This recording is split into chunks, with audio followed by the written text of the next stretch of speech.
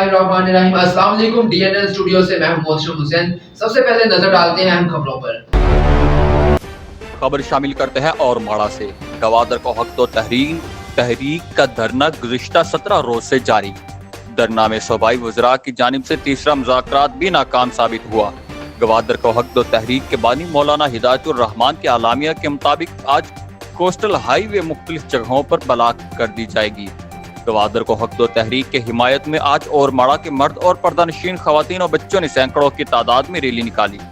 Rally में और माड़ा के खवातीन और बच्चों ने हाथों में पीले कार्ड्स उठा रखे थे जिनमें गवादर को हक दो के नारे दर्ज थे।